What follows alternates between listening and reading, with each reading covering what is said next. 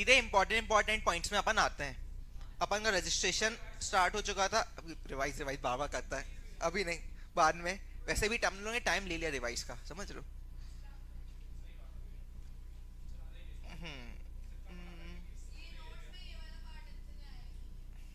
ठीक है, अभी इतना जरूरी है। ये इधर आओ, इफेक्टिव डेट 11 अपन ने पढ़ लिया था, 11 नोट्स में लिखा है, उसको इंपॉर्टेंट मार्क करो। अपन ने पढ़ा था इफेक्टिव डेट क्या होती है, अगर विद इन 30 डेज कर देगा तो date of on which he was liable, अगर 30 डेज के बाद करता है तो date on which registration certificate is granted would be your effective date. हाँ, इसमें 11 पॉइंट में आओ जल्दी।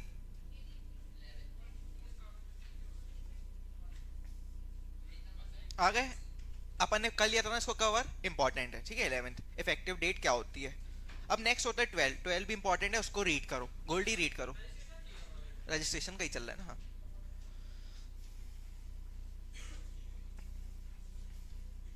अरे मिला ही नहीं पा रहा जब तक को, जल्दी। क्या आ रही साम अरे इंपॉर्टेंट इंपॉर्टेंट पढ़ रहे हैं ना अभी अपन इसमें। सीधे 12th पेज नंबर पे 12वां पॉइंट। हाँ, तेज पढ़ थोड़ा, पिच ऊपर कर।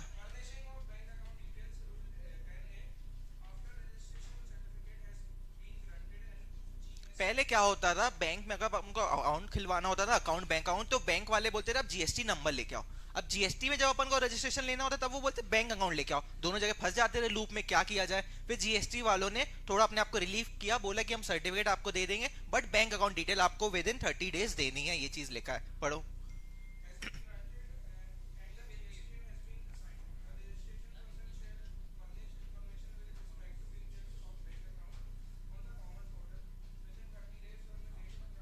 तीस दिन के अंदर आपको देना है, अगर आपने नहीं दिया तो आप लायबल फॉर कैंसिलेशन हो सकते हो, ठीक है। बैंक अकाउंट डिटेल देना बहुत जरूरी है। और नेक्स्ट चीज क्या, यहाँ तो आपको जीएसटी या रिटर्न जब भरनी है, जो भी पहले आ गया, जीएसटी या रिटर्न की पहले डेट आ गई तो वो यहाँ तो 30 दिन, उस दोनों के पहले आपको भरना होगा बैंक अकाउंट की डिटेल, ठीक है। ये रिटर्न है, अपन अभी पढ़ेंगे आगे चल के।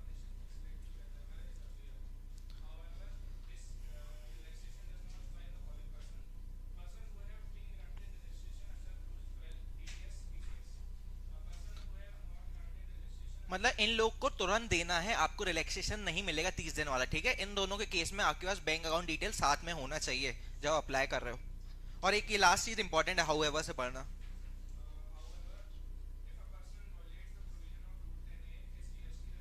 ठीक है। आपका क्वेश्चन आ सकता है कि आपको बैंक अकाउंट डिटेल कितने दिन में फर्निश करनी है, तो आपको याद होना चाहिए 30 दिन, या जीएसटी या रिटर्न पहली जब पढ़नी है आपको, ठीक है, विच एवर इज अर्लियर, ठीक है। फिर इसके बाद सीटीपी एनआरटीपी पता है ना क्या होते हैं, कैजुअल टैक्सेबल पर्सन, जो एक स्टेट का दूसरे स्टेट में काम करने जाता है, वो उस स्टेट के लिए कैजुअली है, कुछ दिन के लिए आया है। एनआरटीपी क्या होता है, इंडिया के बाहर से ही आया है कोई भी स्टेट में, ठीक है। सीटीपी एनआरटीपी पढ़ लो, रीड करो जल्दी।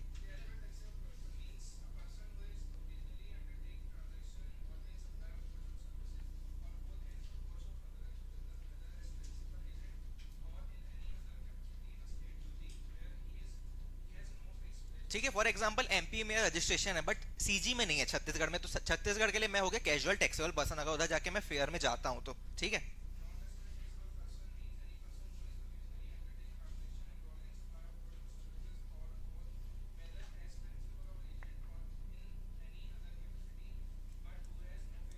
पूरे इंडिया में ही नहीं है तो वो एनआरटीपी हो गया कि नॉन रेसिडेंट है। इसमें एक चीज और है कि सीटीपी में लिखा है कि सिर्फ आप बिजनेस के लिए जाने चाहिए, in the course of furtherance of business. NRTP में ये लाइन नहीं लिखी है। फॉर एग्जांपल एनआरटीपी आया और कुछ भी उसने बेच दिया तो उस पर जीएसटी लग जाएगा, ठीक है। सीटीपी में हमेशा कोर्स या फर्दरेंस ऑफ बिजनेस में होना चाहिए, एनआरटीपी में कुछ भी बेचा बिजनेस में आ जाएगा जीएसटी में, ठीक है। नेक्स्ट चीज ये है कि 5 दिन पहले ले लेना होना चाहिए इनको, रजिस्ट्रेशन अपन ने पढ़ा था, ये पढ़ो, 5 दिन पहले बिजनेस शुरू होने से, ठीक है।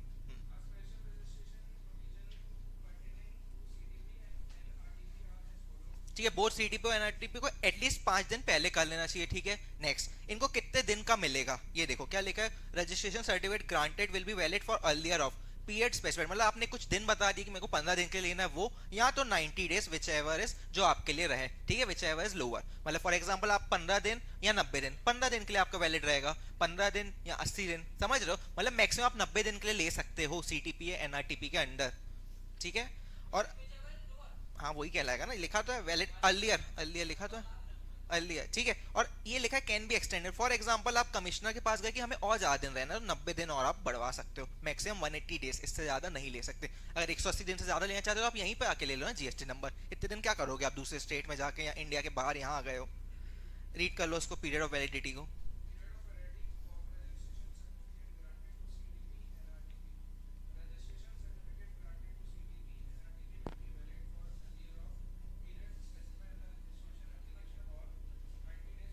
ठीक है, क्लियर है, 90 डेज और एक्सटेंड कर सकता है। नेक्स्ट चीज, सीटीपी और एनआरटीपी को एडवांस में टैक्स डिपॉजिट करना जरूरी है, क्योंकि ये हो सकता है चले जाएं जल्दी ही। तो इन लोग से इसलिए अपन जब रजिस्ट्रेशन कराते हैं एडवांस में आप पैसे ले लेते हो कि आप कितने सामान बेचोगे, समझ गए, एडवांस। नेक्स्ट पॉइंट सी।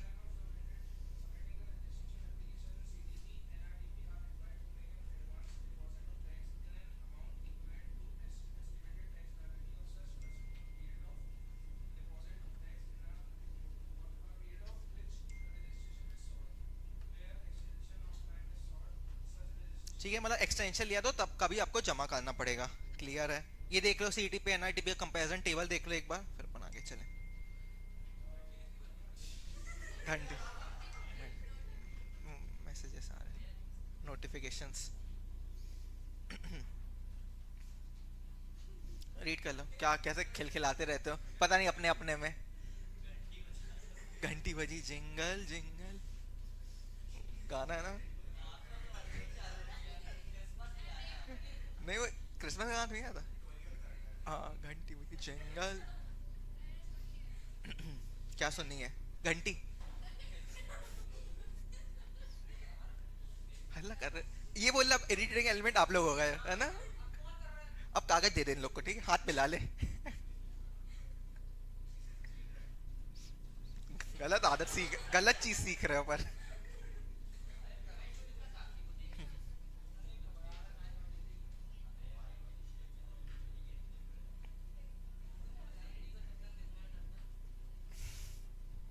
चलो पढ़ लिया 10.8 में, और कैंसिलेशन सस्पेंशन या रिवोकेशन वाले में। 10 पॉइंट,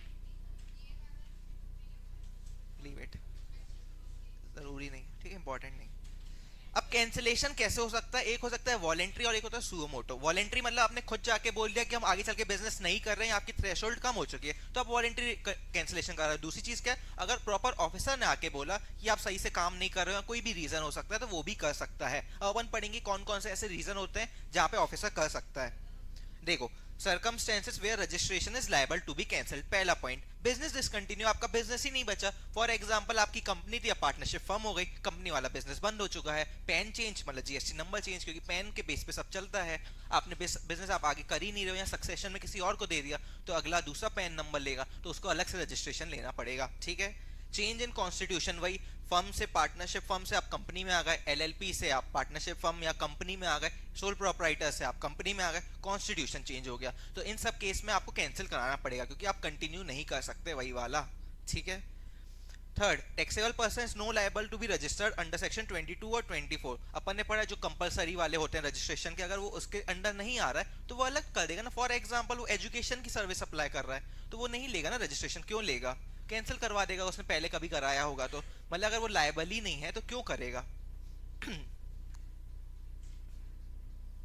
बी, हाँ, बी बी इंपॉर्टेंट, का प्रॉपर ऑफिसर आपका कैंसिल कर सकता है, ठीक है।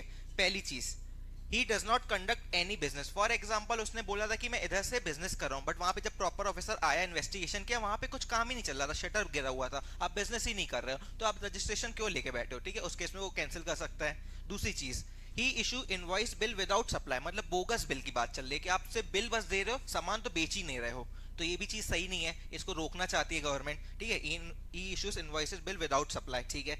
If he violates provision of section 171, ये क्या कहलाता है, एंटी प्रॉफिटरिंग। ये आप लोग के कोर्स में नहीं है, बस समझ लो क्या होता है। फॉर एग्जांपल आपका अभी देखा होगा जीएसटी में रेट 18% चल रहा है, फॉर एग्जांपल एक कमोडिटी में, उसको उसने क्या कर दिया, 5% कर दिया जीएसटी वाले, बट जो सेलर है ना वो 18% ही चार्ज कर रहा है, तो गलत कर रहा है ना। ये एंटी प्रॉफिटरिंग मेजर्स होते हैं, मतलब वो पैसे कमा रहा है। ठीक है, तो उनको अगर उनने पता कर लिया तो इस केस में वो कैंसिल कर देंगे, ठीक है। नेक्स्ट क्या है, if he violets the provision of rule 10 है, अभी पढ़ के अपन 10 है क्या बोलता है, 10 है क्या बोलता है, अभी पढ़ के जल्दी बताओ। प्रोविजन ऑफ रूल 10 है बैंक अकाउंट डिटेल फर्निशिंग वाली, अभी तो पढ़ी 30 दिन के अंदर। अगर वो नहीं किया आप लायबल हो कैंसिल करने के लिए 30 डेज। यहाँ आपकी जीएसटी रिटर्न 1 जब जानी है। Next, avails input tax credit in violation of provision of section 16, मतलब जो 16 में कंडीशन नहीं दी थी इतनी सारी कि आपको इनवॉइस प्रॉपर इशू होना चाहिए, एक्चुअल में गुड्स रिसीव होने चाहिए, अगर वो सब आप नहीं कर रहे हो तो उस केस में भी दिक्कत होगा, वायलेशन कर रहे हो आप। Next, furnishes the detail of outward supply, जो आपकी जीएसटीआर 1 जाती है ना, उसको आपने ठीक है, देखा आपने जीएसटीआर 1 में लाइबिलिटी दिखाई 1 करोड़, बट जब आपको टैक्स पे करना था ना आपने 10 लाख बस किया, गलत किया आपने। जब सेल दिखाई है 1 करोड़ तो आप टैक्स पे कर रहे हो बस 10 लाख पे, ये तो गलत है ना।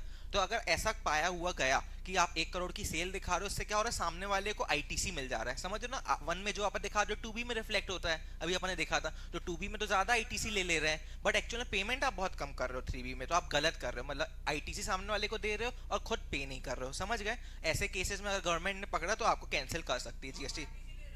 हाँ, सामने वाला आपने सेल दिखा दी 1 करोड़ की, देखो मैंने 1 करोड़ की सेल दिखाई 1 में, तुम्हारी 2B में दिख रहा है, तुमने 2B में ले ली, समझ रहे हो, प्रोविजनल बेसिस पे, तो वो दिक्कत है, गलत चीज है। हाँ ना, ऐसे लोग करते हैं, ठीक है। Next, violets the provision of 86B, अपन पढ़े हैं 86B भी, क्या होता है, 99 और 1% वाला। अगर आपने वो चीज नहीं की, 50 लाख से आपके ऊपर सेल है बट आप फिर भी 100% आईटीसी यूज कर रहे हो, उस केस में 1% कैश पे करना जरूरी नहीं, अदर देन एक्सेप्शन जो है उनके अलावा तो 1% कैश में पे करना चाहिए, अगर नहीं कर रहे हो तो भी दिक्कत है, ठीक है। एक फिर एच में आते हैं, a registered person who has not furnish return, for example आपको जीएसटीआर रिटर्न भरनी थी 1, आपने 6 महीने तक नहीं भरी तो आपका लायबल फॉर कैंसिलेशन है। 6 महीने का टाइम पीरियड दिया है, 6 महीने में तो एक बार तो फाइल करो ही ना, अगर 6 महीने में एक भी बार फाइल नहीं की तो आप कैंसिलेशन के लिए लायबल हो। नेक्स्ट चीज क्या है, जो क्वार्टरली रिटर्न भरता है, फॉर एग्जाम्पल क्वार्टरली, 2 क्वार्टर कितने मंथ्स के इक्वल होगा, 6 मंथ, तो बात वही लिखी है 6 मंथ्स की। अगर आप क्वार्टरली रिटर्न करते हो तो 2 पीरियड के लिए, अगर मंथली करते हो तो 6 महीने के लिए, कुल मिला के 6 महीने, याद रखना 6 महीने के बाद आपका कैंसिलेशन हो सकता है, ठीक है। A registered person who has opted for composition levy has not furnished the return for financial year, अपन ने composition scheme में देखा था, उसको एक बार रिटर्न बस भरनी होती है, जो अपन ने composition scheme पढ़ा था 30 जून डेट रहती है उसकी पूरे साल भर की, है ना। अगर आपने एक रिटर्न भरनी है वो भी नहीं भरे तो फिर आपका क्या ही मतलब, साल भर में एक ही रिटर्न भरनी है वो भी नहीं भर रहे हो तो आपको कैंसिल कर देंगे, ठीक है। हाँ, जीएसटी रजिस्ट्रेशन। और नेक्स्ट क्या है, वॉलंटरी रजिस्ट्रेशन आपने लिया था बट आपने बिजनेस ही कमेंस नहीं किया 6 महीने से, आपने रजिस्ट्रेशन लेके बैठे हो बट कुछ धंधा ही नहीं कर रहे हो, उस टाइम में भी कैंसिल हो सकता है। नेक्स्ट, आपने रजिस्ट्रेशन जो लिया था फ्रॉड, विलफुल मिसस्टेटमेंट और सप्रेशन ऑफ फैक्ट के थ्रू लिया था, फॉर एग्जांपल आपकी वो बिजनेस प्लेस थी भी नहीं, आपने किसी और की बिजनेस प्लेस दिखा दी थी, कुल मिला के सप्रेशन ऑफ फैक्ट्स किए थे। ऐसा हो सकता है कि क्वेश्चन में कि बोल दे एनी 5 आप लिख दो, किस केस में प्रॉपर ऑफिसर कैंसिल कर सकता है, ठीक है। तो आप मिनिमम 5 तो कोई भी याद कर लेना। बढ़िया, 6 महीने वाले तो वो हो गए, कंपोजिशन स्कीम वाला हो गया, और रूल वाले हो गए 10 है, 86B। हाँ, 4-5 तो याद कर लेना, हो सकता है कभी चाहे तो वो थ्योरी क्वेश्चन पूछ सकते हैं। रूल 21 कहाँ, अच्छा ये प्रोसीजर देखने की जरूरत नहीं।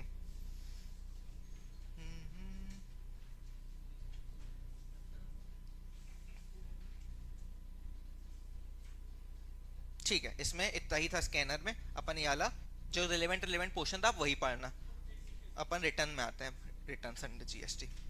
देखो रिटर्न जो अभी अपन ने देखी थी ना, 1, 3B, 2B, ये आपको नोट्स मिल जाएंगे। कौन से रिलेवेंट नहीं है, स्कैनर बहुत कुछ दिया आपके कोर्स में, इतना रिलेवेंट नहीं, इतना फाइनल लेवल में नहीं था मेरे को जितना तुम लोग को दिया हुआ है, समझ रहे हो। स्कैनर में जो अपन वही बस देखेंगे, ठीक है। क्या चल रहा पीछे, मारे, क्या चल रहा गोल्डी, मस्ती मजाक।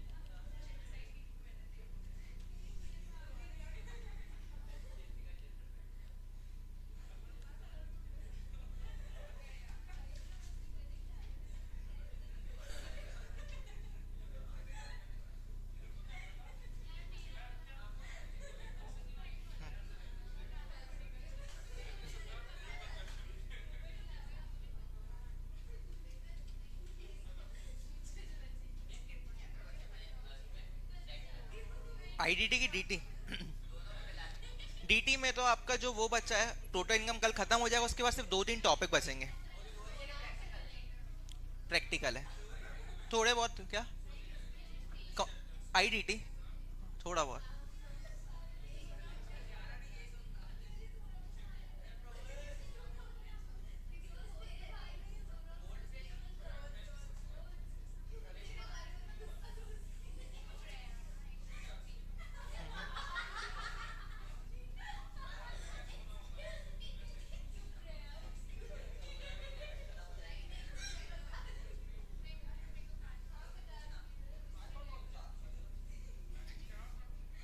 कहाँ चला गया पीछे सिद्धार्थ, क्या चल रहा नंबर का?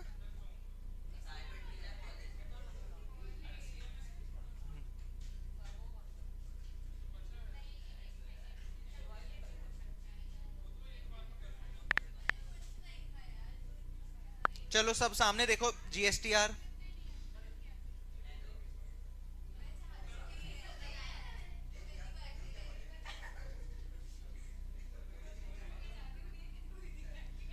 जीएसटीआर रिटर्न्स अपन देख रहे हैं, मेजरली कौन सी होती है, देखो यहाँ पे लिखी हुई है। जल्दी बैठ सिद्धार्थ, बाहर जाके बात कर यहाँ तो। जीएसटीआर 1, 1, 3B, 5, 6, 7, 8, इतनी सारी देख रही है, ये सब होती है। अपन इसको देखेंगे कौन सी किस चीज के लिए होती है। आपको 1, 2 भी 3 तो पता होगी, अपन ने जब अभी डिस्कस की थी। ठीक है, अपन एक एक करके इसको जाते हैं गो थ्रू। पहली चीज, लिस्ट ऑफ स्टेटमेंट रिटर्न जो भी फाइल होती है, पहला वाला पॉइंट पढ़ो विशेष। हाँ, इसी के अंदर ही, प्रोसीजरल के अंदर ही, बट ये अलग अलग पॉइंट्स में बांटा है मैंने।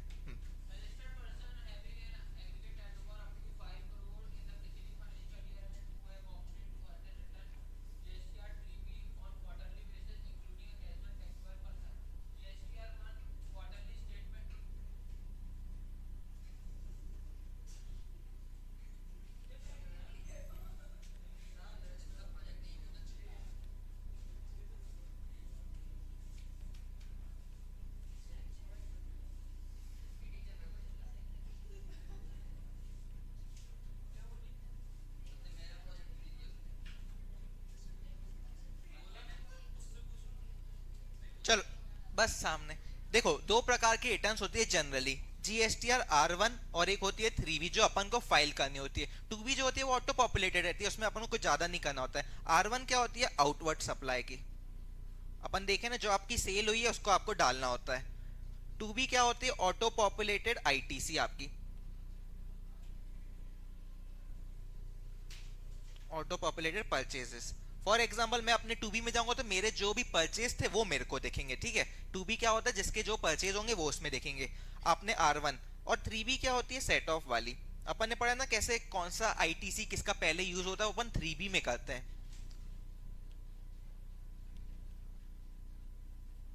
फॉर एग्जाम्पल आपने R1 में आपने 100 रुपए की लाइबिलिटी दिखाई दी, आईटीसी आपकी 40 रुपए थी, तो 60 रुपए आप नेट टैक्स पेबल करोगे ना। जो अपन नहीं करते नेट टैक्स पेबल, वो किस पे करते हो, 3B में करते हो आप, 3B। समझ गए, देख ली मंथली रिटर्न्स होती है ये सब जनरली। R1, 3B, 2B।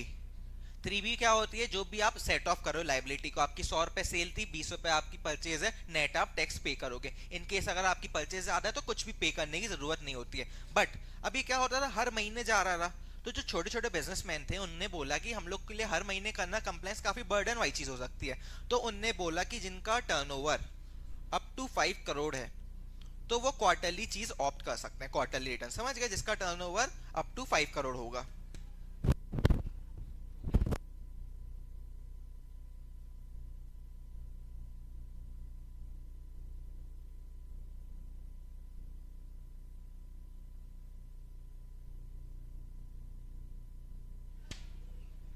देखो कैसे बात कर रहे तुम, देखो आप समझ में आएगा, पहला वाला बना रहे हो।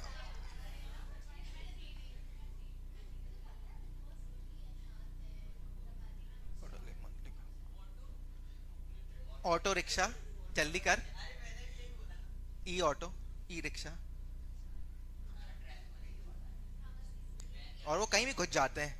गुस्सा तो ये आती है कि उनको पता क्या, उनसे कुछ जाएगा नहीं ना, अपन को दिक्कत होगी। उन वही तो दिक्कत है, अपन ने मारा वो गोल गोल भी कहीं और ना निकल जाए, साउथ मूवी हो जाएगी, क्योंकि इतने हल्के होते हैं। क्वार्टरली रिटर्न मंथली पेमेंट, मतलब क्या होगा, इनको क्वार्टरली रिटर्न देनी पड़ेगी बट पेमेंट मंथली की जाती है।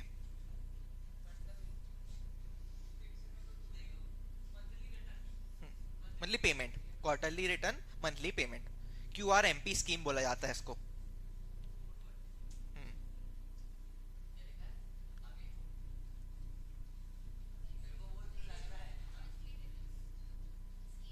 अभी जो बोला वही, कहां से लग रहा है, तो कहीं दिखा, कोई भी एंगल से नहीं दिख रहा, ऊपर करके देखूं, उल्टा करके देखूं, तोड़ के देखूं, कहीं से नहीं दिख रहा।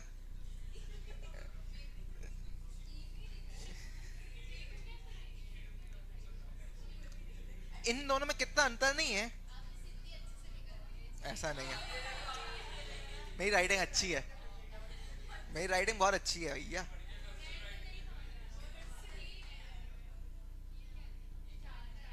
बहुत अच्छी राइटिंग है मेरी।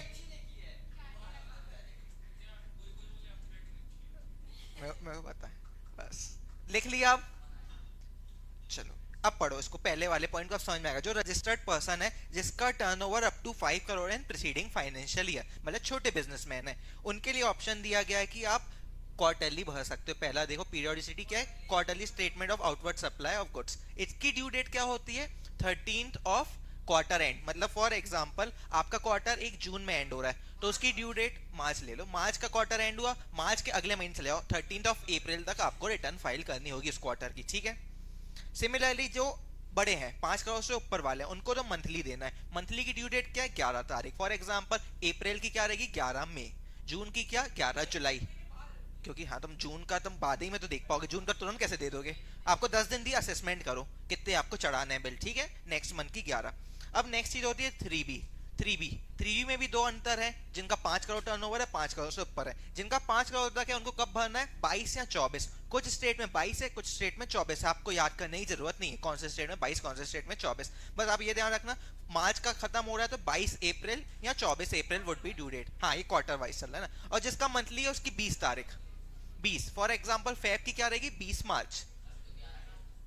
अबे अबे तो 1 की बोली रही है, 3 भी चल रहा है, अल्लाह कहीं देख नहीं रहा, 3 भी चालू हो गया यहाँ पे। R1 3B, वो पीछे भी बोली थप्पड़ मार दूंगी, तेरे को मारेगी बेटा, नमिता थापड़ बबीता पापड़ वो आज लिंक हो जाता, जो भी चीज तो बोल देता हूँ मैं, ठीक है। R1 और 3B सिंपली यही लोग इसलिए क्या बोलते हैं, तुमने सुना होगा जीवन में सुख दुख और GST है, क्योंकि हर महीने आ जाता है। जैसे हम लोग को 11 और 20, अभी मेरे को 20 तारीख को रिटर्न फाइलिंग करनी पड़ेगी, मतलब हर महीने आ जाती है ये सब चीजें कंप्लायंस वाली, 11-20। अरे तो मैं कर लेता हूँ, पूरे टाइम तो नहीं यहाँ पे हूँ, घर में जब रहता हूँ कर लेता हूँ, ठीक है। R1 और 3B इसको देख लो, पहली क्या है, R1 की डेट 11 और उसके मंथली है तो 20, 11-20, 13-22, 22-24, ठीक है, 13-22-24, जिनका 5 करोड़ तक टर्नओवर है, 13-22-24। ये देखो ये वाला पढ़ो नोट, 1 और 3B are not required to be filed by ये कुछ स्पेशल लोग हैं, इनको अलग से, कंपोजिशन को अपने देखा रहा, उनकी अलग चलती है, NRTP CTP सब अलग अलग रहते हैं, इको वाले। जो नॉर्मल लोग हैं उनको बस कवर किया गया है R1 और 3B की, इनके अपन सेपरेटली पढ़ेंगे। नेक्स्ट ये आ गया कंपोजिशन स्कीम का विशेष, रीड करो थर्ड पॉइंट। देखो अपन ने देखा इनकी रिटर्न साल भर में एक जाती है, बट इनको पेमेंट क्वार्टरली करनी है। जो अपन ने 1% पता था ना, 1%, 6% और 5%, इनको पेमेंट क्वार्टरली करनी है, बट जो एनुअल रिटर्न एक बार जाएगी। देखो GST CMP 08 जाएगी हर क्वार्टर की, क्वार्टर एंड से 18th का। फॉर एग्जाम्पल आपका जून क्वार्टर है तो 18 जुलाई तक आपको रिटर्न भरनी है, ठीक है, इसकी डेट 18 है। GSTF4 जो अपन पढ़े थे 30 जून तक जानी चाहिए, ये लिखिए, जो साल भर में एक ही बार जाती है। सिद्धार्थ कहाँ लेड़ या पूरा सामने तकिया कहाँ है? कोई नहीं, हाँ। फोर्थ वाला पॉइंट पढ़ो, फोर्थ ये NRTP की बात कर रहा है। NRTP में GSTR 5 भरनी होती है मंथली, इसकी डेट क्या है देखो, फॉर एग्जाम्पल आपका खत्म होने वाला रजिस्ट्रेशन तो 7 दिन के अंदर या 13 of next month, which ever is early, जो पहले डेट आ जाए, क्योंकि आपका रजिस्ट्रेशन खत्म हो जाता है ना from the after last date of validity. For example notes और टेस्ट बहुत इंपॉर्टेंट रोल प्ले करते हैं CS एग्जाम्स को क्लियर करने में। तो अगर आप हमारी क्लासेस YouTube में देख रहे हैं तो आप नोट्स और टेस्ट के लिए डाउनलोड कर सकते हैं CS दुनिया ऐप। आपने 20 दिन के लिए रजिस्ट्रेशन लिया था, आपका 20वां दिन आज खत्म हो रहा है, तो आज से 7 दिन या 13 तारीख जो पहले आ जाए, ठीक है। अब ये GSTR 7 ये किसके लिए, जो TDS डिडक्ट करते हैं, इनकी ड्यू डेट क्या है, मंथली होती है और part of the month. For example आपने रजिस्ट्रेशन लिया था 15 मार्च को मिला, तो 15 मार्च के कुछ दिन तो है ना, पार्ट ऑफ द मंथ भी गिना जाएगा। क्या लिखा है, 10th of next month. For example जून की 10 जुलाई रहेगी, जुलाई की 10 अगस्त रहेगी due date. Next ECO not being an agent, TCS वालों का सेम है, 8 मंथली जाती है 10th of next month. TCS जो इको वाले, इलेक्ट्रॉनिक कॉमर्स ऑपरेटर, ओला, उबर, स्विगी, जोमेटो, ठीक है। अब ये कौन को बोल रहा है, registered person other than ISD TDS deductor, मतलब इन लोग को छोड़ के एनुअल रिटर्न। एनुअल रिटर्न क्या होती है, जो आपकी साल भर में एक बार बस जाएगी, जैसे कंपोजिशन स्कीम में पड़ी थी उसकी एक जाती है, तो ऐसे ही बाकी लोग की भी साल भर में एक रिटर्न जाती है। उसकी ड्यू डेट क्या अपन पढ़े नहीं हर जगह, 31 दिसंबर ऑफ फाइनेंशियल ईयर, ये वो लिखा है यहाँ पे। फॉर एग्जाम्पल अप्रैल से 25-26 की कब तक जाएगी, 31 दिसंबर 26 तक की जाएगी, फाइनेंशियल ईयर के आगे वाला सक्सीडिंग, ठीक है। ECO का क्या कब जाएगी, annual statement 31 December of next financial year, same. अब एक चीज क्या होती है, अगर आपका टर्नओवर 5 करोड़ से ऊपर जाए तो आपको एक चीज और देनी होती है, सेल्फ सर्टिफाइड रिकंसिलिएशन स्टेटमेंट। ये क्या होता है, फॉर एग्जांपल आप ऑडिट कराते हो, ऑडिट में नहीं, सेल्फ सर्टिफाइड मतलब जो ओनर है उस बिजनेस का वो भी दे सकता है, पहले इसमें CA था, अब वो खुद भी दे सकता है, ठीक है। इसमें क्या होता है, अच्छी चीज है क्योंकि इससे और अपन माना लायबल होते हैं ना, अब इसमें वही कस्टमरी लायबल होगा ना, सेल्फ सर्टिफाई हो गया, अपन को सर्टिफिकेशन नहीं देना। अब इसमें क्या होता है, आपने बुक्स ऑफ अकाउंट ऑडिट कराया था, उसमें आपने दिया 5 करोड़ टर्नओवर, और आपकी जो GST रिटर्न गई थी वो 3 करोड़ है, तो उन दोनों का अंतर आपको समझाना होता है, रिकंसिलिएशन, कि आपका उसमें ज्यादा और इसमें कम क्यों है, उसमें कम और इसमें ज्यादा क्यों है, समझ गए, जो भी अंतर है, डिफरेंस है, उसको समझाना है आपको। नेक्स्ट चीज, GSTR 10 फाइनल रिटर्न, अलविदा कर रहे हो, अब आपने कैंसिलेशन कर लिया है, ठीक है। Taxable person whose registration has been surrendered और कैंसिल्ड, आपको कैंसिल कर रहे हो तो भी आपको भरते भरते एक रिटर्न जानी है, कैंसिल करते करते। इसकी ड्यू डेट क्या होती है, within 3 months from the date of cancellation और ऑर्डर। फॉर एग्जांपल अगर कोई ऑफिसर कैंसिल करेगा तो आपको ऑर्डर देगा, अगर आप खुद से करोगे तो डेट ऑफ कैंसिलेशन होगी, तो विच एवर इज अर्लियर, 3 महीने के अंदर, अगर ऑर्डर जो आपको पहले आ गया या date of cancellation whichever is earlier, 3 महीने के अंदर आपको रिटर्न भरनी है। फाइनल GSTR 11 जिसको UIN नंबर होता है, छोड़ो ये देखो GSTR 1 यूजिंग IFF, पहली चीज पढ़ो, फर्निशिंग डिटेल्स। R1 में ना इनने बार लगा दिया, मतलब एक उनने बैन सॉर्ट ऑफ लगा दिया, क्यों क्यों लगाया, किस केस में लगाया, वो अपन पढ़ते हैं, पढ़ो। हम्म,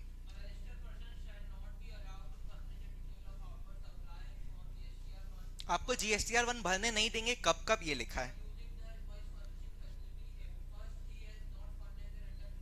बहुत सिंपल है, आपने पिछले महीने की 3B नहीं भरी है तो इस महीने के हम आपको R1 भरने नहीं देंगे। आपको 3B नहीं भरी तो 1 नहीं आगे चल के पढ़ोगे तो वो भी, अगर 1 भी नहीं भरी तो 3B भी नहीं भर सकते हो, ठीक है, आगे चल के पढ़ेंगे। तो क्यों बोला है, क्योंकि 3B में आप एक्चुअल में पेमेंट करते हो, जब तक पेमेंट नहीं करोगे सरकार को टैक्स कैसे मिलेगा, तो सरकार बोल रही है पहले आप टैक्स भरो तब हम आपको आगे रिटर्न भरने देंगे, टैक्स पेमेंट करनी होती है ना। 1 में तो आउटवर्ड सप्लाई देते हो ना, सेल चढ़ाते हो ना अपनी, कौन कौन सी सेल की, ठीक। 2B ऑटो पॉपुलेटेड रहती है आपकी परचेज। नेक्स्ट, इन केस अगर आपने 5 करोड़ के कम वाले हो तो आप पिछले क्वार्टर आप पे करते हैं ना 3B, तो आपने पिछले क्वार्टर की नहीं फाइल की है, ठीक है, क्वार्टरली वालों के लिए।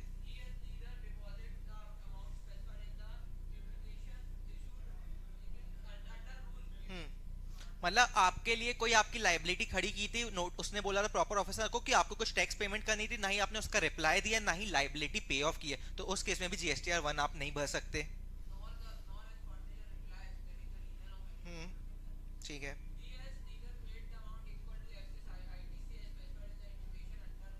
अब इसमें क्या हुआ, आपकी 2B में ITC दिख रही थी 10 लाख, बट आपने क्लेम कर दी 50 लाख, और जब उनने बोला सरकार ने कि आप जवाब दो, आपने एक्सेस क्यों ली या नोटिस का रिप्लाई दो, आप दोनों चीज नहीं दे पाए तो भी आपको GSTR 1 नहीं भरने देंगे, आप ज्यादा नहीं ले सकते कोई भी चीज गवर्नमेंट से, ठीक है।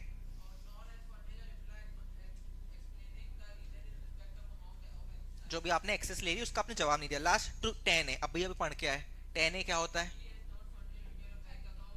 30 डेज बैंक, अपन ने उधर लिमिट पाई थी ना, यहाँ तो आप 30 दिन, या आप GSTR 1 जब फाइल करो विच एवर जल्दी आपको ये करना पड़ेगा।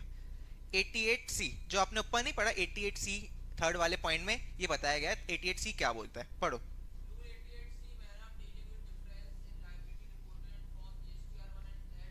जो मैंने नहीं बोला, आपने R1 में 1 करोड़ दिखा है बट 3B में पेमेंट 10 लाख की है, ये वो चीज की बात कर रहा है। रीड करो।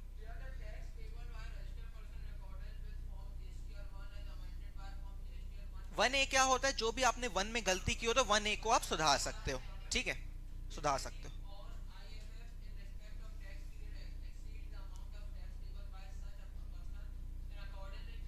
आप फॉर एग्जाम्पल इसमें लिख लो GST 1 में आपने 1 करोड़ किया था और 3B में 10 लाख की, तो इससे आपको आइडिया रहेगा। अभी तो कुछ है ही नहीं, कहाँ ही लिखोगे, है ना।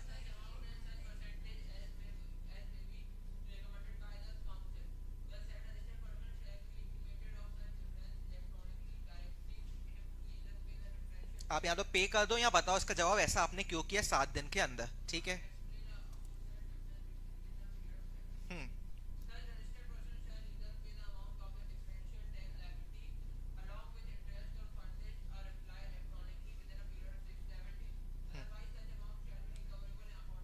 वो आपको रूल्स लगेंगे। ठीक है। अब नेक्स्ट चीज, manner of dealing in difference in ITC, ये क्या था। 2B में आपको 10 लाख मिल रही थी, आपने 50 लाख ले ली थी, वो चीज बोल रहा है। रीड कर लो।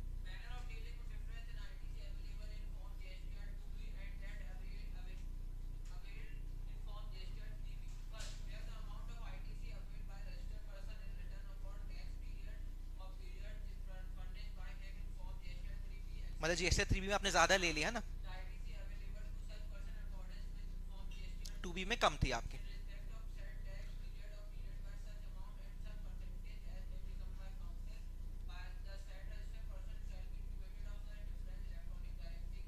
आपको पोर्टल में ही बता दिया जाता है कि आपने ऐसा क्यों किया, उसको आपको जवाब देना होगा 7 दिन के अंदर। नहीं दिया तो आपकी रिकवरी प्रोसीडिंग चालू हो जाएगी। ठीक है। सेम चीज।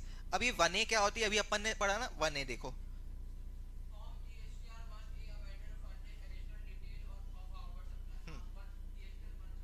Amendment 1A। ठीक है, रीड करो।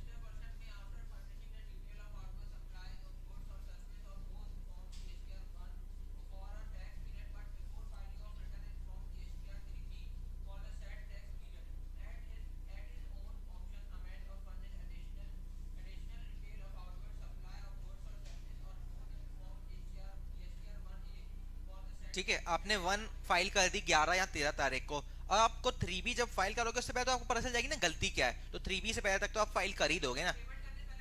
हाँ, करना ही पड़ेगा, क्योंकि आप पेमेंट करोगे तो आपको मतलब पता है ना, आप जानबूझ के पेमेंट थोड़ी ना करोगे, आप तो इतना समझ के करोगे आपने सही चीजें बताई। अगर पेमेंट कर दी तो फिर चेंज ही नहीं कर पाओगे ना।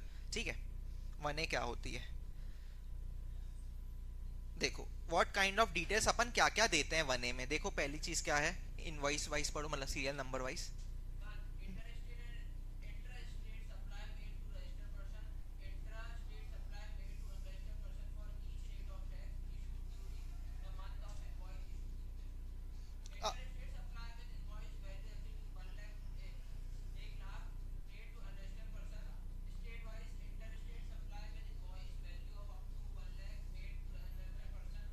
देखो, कुल मिला के रजिस्टर्ड पर्सन को बोला गया है, जो आपने यहाँ नहीं देखा, रजिस्टर्ड पर्सन को आपको इनवॉइस वाइज देना पड़ेगा। अनरजिस्टर्ड को दे रहे हो तो एक साथ दे दोगे, चेंज कर दोगे, कोई दिक्कत नहीं है, क्योंकि अनरजिस्टर्ड तो ITC ले भी नहीं पाएगा ना। इसलिए समझो, रजिस्टर्ड वाले को अपन इनवॉइस वाइज देते हैं। इंटर स्टेट अगर करो 1 लाख से ज्यादा, उस केस में इनवॉइस वाइज देना, वरना आप कंसोलिडेट करके दे सकते हो। इतना ही बोला।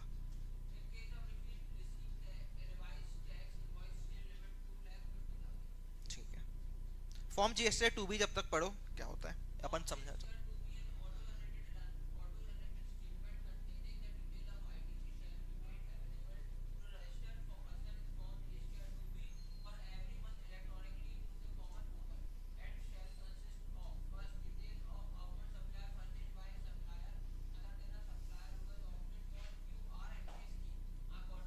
हम्म।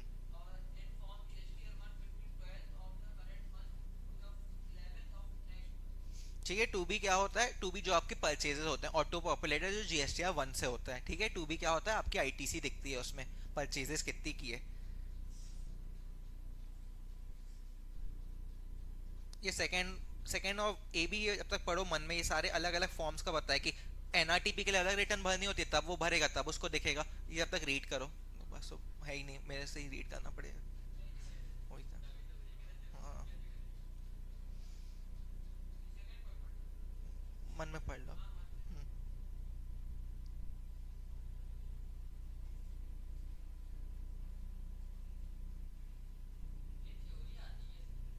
एक आध आ गई तो आ गई, 5 नंबर की।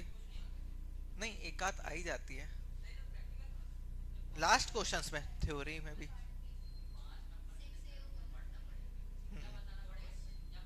वो यही पूछेगा कि इतना भी थ्योरी नहीं पूछेगा, जैसे कैंसिलेशन वाला बताया उसने 5 पॉइंट बता दी, अच्छी थ्योरी आएगी ऐसी।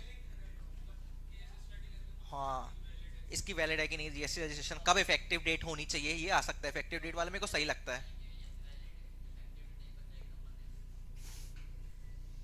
तो मैं इनफेक्टिव कर देंगे वो बेटा।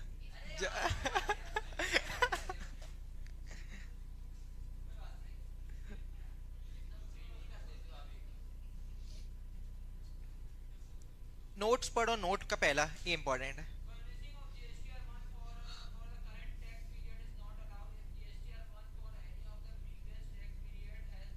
ठीक है, पहले की आपने फाइल नहीं की होगी तो इस महीने की नहीं कर सकते, ये ध्यान रखना। पहले पहले फाइल करो, फिर इस महीने की कर सकते हो।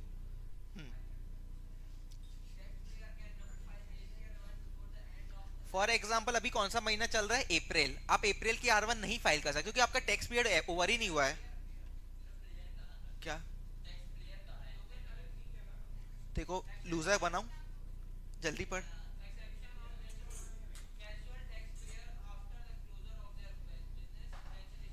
एक्सेप्शन बोला है कि क्योंकि कैजुअल टैक्सेबल पर्सन तो कम दिन के लिए रहता है ना, उनको तो उसी टाइम जीएसटी रिटर्न भरवा ली जाएगी, और दूसरा जिसका कैंसिल हो गया है नंबर, उनसे भी तुरंत भरवा लिया जाएगा। बट अनटिल अनलेस जैसे अप्रैल की आप जीएसटी 1 नहीं भर सकते अभी, क्यों? क्योंकि अभी टैक्स पीरियड ही कंप्लीट नहीं हुआ है ना। हो सकता है 2 दिन बाद आप सेल कर दो, तो कैसे बिल काटोगे? ठीक है।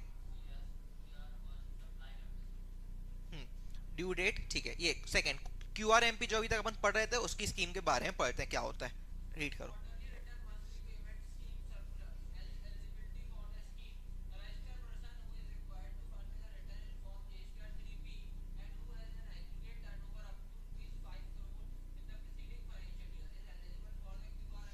ठीक है, पिछले साल आपका 5 करोड़ तक का था और इस साल आप 5 करोड़ तक तो एलिजिबल हो। जैसे ही आपका 5 करोड़ से क्रॉस हुआ, आप शिफ्ट हो जाओगे नॉर्मल वाले में, मंथली वाले में। ठीक है, ऑटोमेटिक। नहीं, क्योंकि 5 के ऊपर चलेगा, आप बड़े आदमी बन गए हो। ठीक है।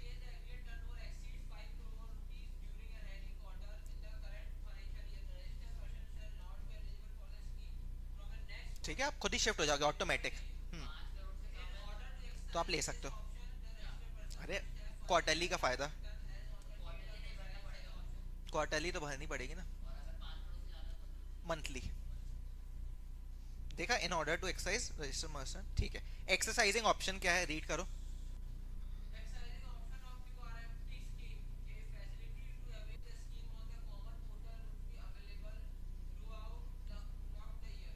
फॉर एग्जाम्पल आपका 5 करोड़ से कम है, आप चाहो तो वॉलेंट्री भी मंथली कर सकते हो। तो ये वही बोल रहा है, साल भर में आपके पास ऑप्शन रहेगा मंथली में जाना है कि क्वार्टरली में रहना है। हम्म,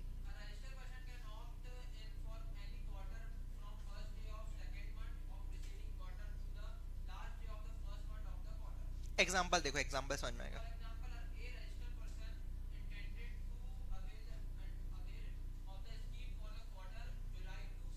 ठीक है, जुलाई से सितंबर आपको वो उसमें भरना है। ठीक है, क्यूआरएमपी में आपको 1 मई से 31 जुलाई के बीच तक हाँ बोल देना पड़ेगा, क्योंकि जुलाई खत्म हो गया तो आप कैसे ही लोगे फिर, समझ गए? समझ गए, ठीक है।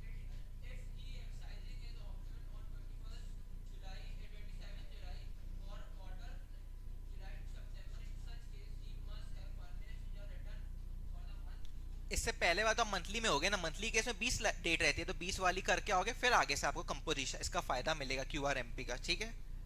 हम्म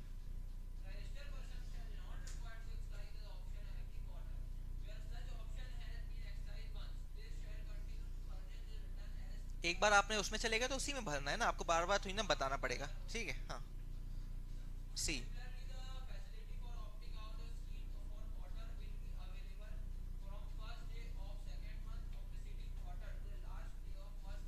फॉर एग्जाम्पल आपको जून वाले क्वार्टर के लिए ऑप्ट करना है, तो आपको 1st date of 2nd month, for example अभी अप्रैल मई जून आने वाला, आप आगे का ही डिसाइड करोगे ना। तो आपके 1 फरवरी से आपके पास ऑप्शन है, 1 फरवरी से 30 अप्रैल तक आप चूज कर सकते हो। ठीक है, अप्रैल से जून के लिए। अप्रैल, हाँ, क्यूआरएमपी में जाना। ठीक है। हम्म,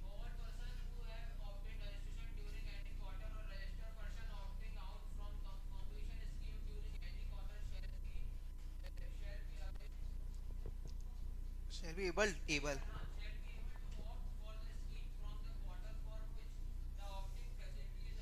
जब आप शिफ्ट हो जाओगे तब आपके पास ऑप्शन रहेगा। ठीक है, आगे। हम्म।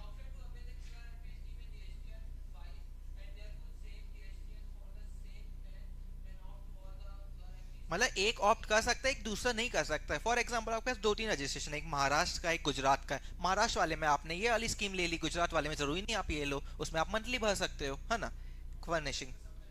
क्या, हाँ वो अलग चीज है, वो रजिस्ट्रेशन है, ये रजिस्ट्रेशन के अंदर छोटा फायदा है आपका। हम्म। क्या, कितना बचा? अरे है, अभी जो जरूरी है वो अपन पढ़ रहे हैं। हाँ हाँ, यहाँ प्रोसीजरल कंप्लाइंसेस के अंदर है।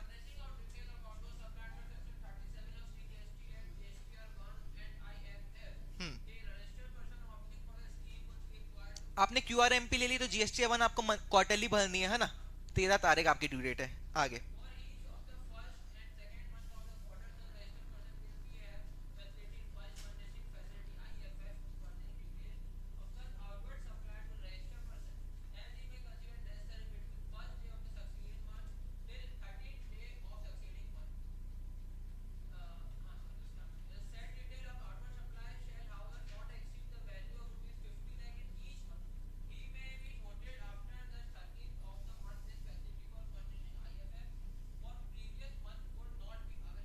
देखो एक ये नई चीज निकाली थी इनने, ये क्यू आर एम पी वालों के लिए।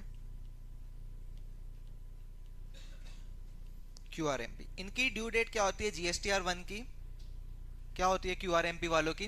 अभी जल्दी बोलो तुम लोग, वही तो, जल्दी बोलो, जल्दी। क्या है जीएसटी आर वन? क्या, दो तीन क्या, क्या बोल रही, दो तीन क्या? मैच कौन सा? अच्छा, आज आरसीबी का मैच है। आरसीबी। आरसीबी और आरसीबी और पंजाब के बीच होगा अच्छा मैच। हाँ, वैभव सूर्यवंशी। ये साल, पिछले 2 साल में 3 कप आ चुके हैं आरसीबी के पास। जल्दी बताओ जीएसटी आर वन। हाँ, चेन्नई और मुंबई दोनों वो हो गए प्रवेश, क्या हो गया मुंबई? कमबैक के नाम पे तो लोग, कम फ्रंट नहीं हो पा रहा, कम बैक, पीछे ही जा रहे हो तुम लोग, कम बैक। कौन? श्रेयस अय्यर, हाँ बनता है उसको, पता है ना, केकेआर को जिता के आया। अरे बहुत सही लिया। हाँ, टिकट्स रिलेटेड बहुत अच्छे। जल्दी ये आखिरी जल्दी पढ़ो, बहुत मारेंगे। R one, GST R one की ड्यू डेट क्या होती है क्वार्टरली के केस में? 13 तारीख होती है। तो बताते ना, देखो फॉर एग्जाम्पल अप्रैल मई और जून, तो अभी थोड़ी ना होगा। अप्रैल मई जून क्वार्टर की ड्यू डेट क्या रहेगी? 13 अबे मई, क्वार्टर डेट बताओ ना, हमें लॉ क्यों बता रहे हो, एप्लीकेशन करो। हाँ ठीक है। अब एक समझना क्या वो हो रही थी, दुविधा हो रही थी, दुविधा, ठीक है, सुविधा। देखो अप्रैल और मई में फॉर एग्जांपल ये छोटा बिजनेसमैन है, 5 करोड़ के अंदर वाला, इसने माल दिया किसी बड़े बिजनेसमैन को, फॉर एग्जांपल का 100 करोड़ का टर्नओवर है, हो सकता है दे सकता है सामान, ठीक है। अब क्या हो रहा था, जिसने 100 करोड़ वाई ने अप्रैल में परचेज की, अब जो इसने परचेज की आर वन तो जुलाई में चढ़ाएगा, तो टू बी में उसको जुलाई में दिखेगा, समझ रहे हो? एक्चुअल में परचेज उसने अप्रैल में की थी, उसकी आईटीसी देर से नहीं मिल रही है, समझ रहे हो दिक्कत कहाँ है? गलत मतलब दिक्कत कहाँ जाई थी बड़े बिजनेस वाले को? हाँ, आपका 14 अप्रैल का बिल था, अब आप हो क्यू आर एम पी, आप कब रिटर्न फाइल करोगे? 13 जुलाई को, तो मतलब उसको जुलाई में मिलेगा, बट एक्चुअल में उसको तो अप्रैल की परचेज है ना, मिल जाना चाहिए। तो इस केस में अब बोला कि अब ठीक है, इस केस में आप लोग को समझ में आई समस्याएं हैं, समस्या निकालूं तेरी अभी? समस्या अगर समस्या समस्या देखो, आपने बिल कब परचेज किया? 14 अप्रैल को। आपने फॉर किसने सेल की? ये छोटा बिजनेस वाला, छोटा, छोटू, और ये है बड़ू, बड़ू, बिड़ू, बिड़ू, ठीक। छोटू से परचेज की गई है, तो छोटू के लिए सेल है। सेल किस में जाती है? जीएसटीआर 1 में। अबे तू अभी देखता नहीं और फिर बोलता है रिपीट रिपीट, ये देखता है नहीं है, ठीक है। तो छोटू किस में चढ़ाएगा सेल? अपनी जीएसटीआर 1 में चढ़ाएगा ना। अब इसकी ये क्वार्टरली वाला ये कब डालेगा? 13 जुलाई को डालेगा। बट एक्चुअल में परचेज बिडू की तो अप्रैल में है ना, तो अप्रैल में उसको आईटीसी मिल जानी चाहिए, बट इसके कारण लेट मिल रही है पर लेट मिल रही है। तो बिडू को पसंद नहीं आई ये बात, जीएसटी वाले के पास गया वो। तो फिर जीएसटी वालों ने एक ऑप्शन निकाला, आईएफएफ, इनवॉइस फर्निशिंग फैसिलिटी। ये क्या चीज बोलता है कि जो छोटे लोग हैं उनके पास ऑप्शन दिया गया कि जो अप्रैल और मई के बिल है ना, आप चाहे तो मंथली चढ़ा सकते हो। समझ गए? अगर सामने वाले को आईटीसी देना चाहते हो तो आप चढ़ा दो अप्रैल और मई में, आपस में डील करके कि भाई हाँ मेरे को बिल चढ़ाना है। बट इसमें ध्यान रखना ये किसके लिए बस है? रजिस्टर्ड पर्सन के लिए ना। जो अनरजिस्टर्ड है उसको तो आईटीसी मिलनी ही नहीं है, ये सिर्फ रजिस्टर्ड पर्सन के लिए फैसिलिटी है। अगर रजिस्टर्ड पर्सन को आप सेल करोगे बस उसी का बिल चढ़ा सकते हो। हाँ हाँ, तो बट यार बस सामने वाला धंधा वाला तो वो ये थोड़ी ना समझेगा कि आप छोटे हो कि बड़े हो। समझ रहे हो? सामने वाले का कंसर्न क्या है कि उसको आईटीसी लेट मिल रही है, उसका गलत नहीं कर सकते आप। मंथली आप चढ़ा सकते हो। उसकी ड्यू डेट बताई गई है अप्रैल की 13 मई, मई की 13 जून, ठीक है। आप 13 ऑफ नेक्स्ट मंथ तक चढ़ा सकते हो। बट इसमें भी एक चीज है कि आप सिर्फ 50 लाख तक की चढ़ा सकते हो। अगर 50 लाख से ऊपर आप मंथली सेल कर रहे हो, आप छोटे आदमी तो हो ही नहीं ना 50 लाख से ऊपर, उस केस में आपको नहीं भर सकते, सिर्फ आप 50 लाख तक की भर सकते हो आईएफएफ में। अब देखो, आप समझ में आएगा सामने वाले। अब बी पॉइंट पढ़ो फिर से, समझ में आएगा आपको। अप्रैल मई जून में सिर्फ अप्रैल और मई की दिक्कत है, जून का तो जुलाई में चढ़ेगा, वैसे भी कोई इशू नहीं है। IFF, invoice furnishing facility.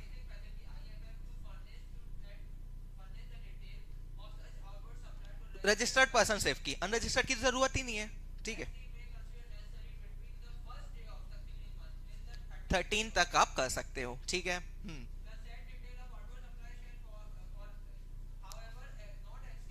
50 lakh से ऊपर नहीं हो सकती आपकी, ठीक है।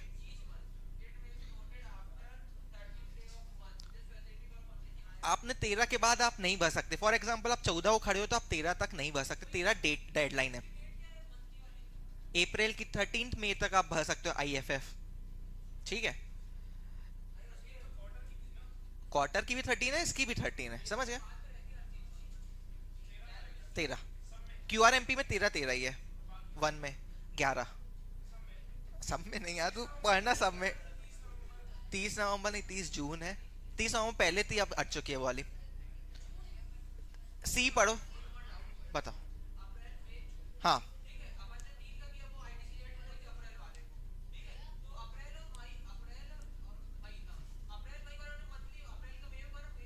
हाँ, वही तो बोला, 13 रहेगी ना, अप्रैल की 13। हाँ सीधे 13 रहेगी, अप्रैल की 13। सिर्फ छोटे के लिए ना बे, बड़े के तो वैसे ही मंथली 13, तो ये कंडीशन आएगी ही नहीं। सिर्फ 50 लाख तक आप दे सकते हो रजिस्टर्ड पर्सन, अनरजिस्टर्ड को जरूरत ही नहीं है। हाँ, अरे तो इनकम टैक्स कहाँ ला रहे तुम बेटा? छोटी गोल्ड के पैकेट खत्म हो गए हैं क्या तुम्हारे जेब में? हाँ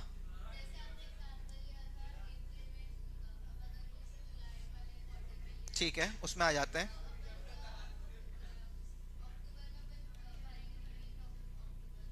13 अक्टूबर में दिखेगा R1 में, हाँ ठीक है।